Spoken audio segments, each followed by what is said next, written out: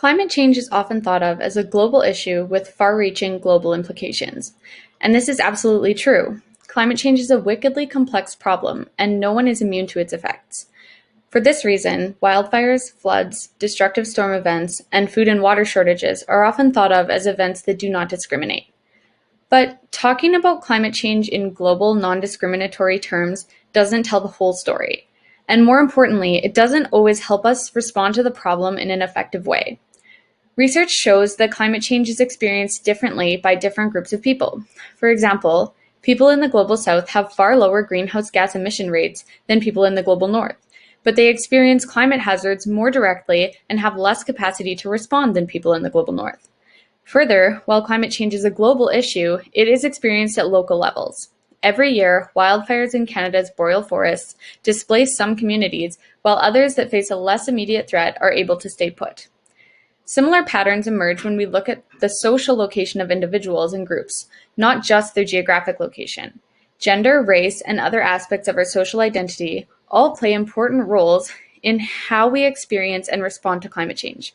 And small communities that rely directly on their immediate physical environment for their livelihoods are positioned very differently when it comes to dealing with climate change than their large metropolitan counterparts. Climate change affects us all, but it doesn't affect us all equally.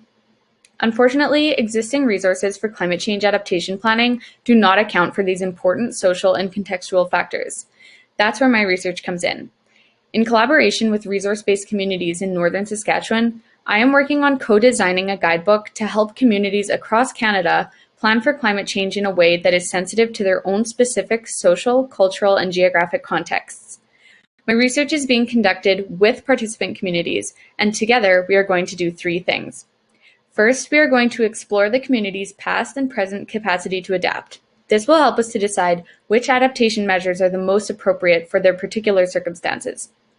Next, we are going to work together to design a process that helps the communities make changes in a way that accounts for diverse expressions of gender, race, culture, and other social dimensions.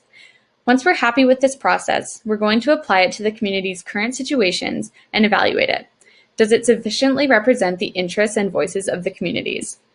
Ultimately, understanding differences within communities will allow us to better understand the needs of each community as a whole, empowering these communities to maximize their resilience in the face of a changing climate. By empowering effective climate adaptation planning at local levels, we can ensure a more equitable global response to climate change.